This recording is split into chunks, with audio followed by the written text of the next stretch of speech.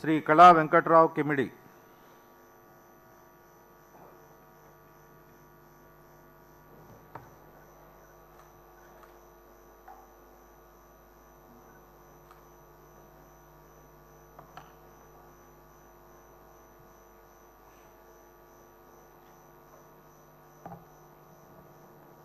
కళా వెంకట్రావు అనే నేను శాసనసభ సభ్యునిగా ఎన్నికైనందున శాసనము ద్వారా నిర్మితమైన భారత రాజ్యాంగం పట్ల నిజమైన విశ్వాసం, విధేయత చూపుతానని, భారతదేశ సార్వభౌమాధికారాన్ని, సమగ్రతను కాపాడుతానని, నేను స్వీకరించబోయే కర్తవ్యాన్ని శ్రద్ధ శక్తులతో నిర్వహిస్తానని దైవసాక్షిగా ప్రమాణం చేస్తున్నాను.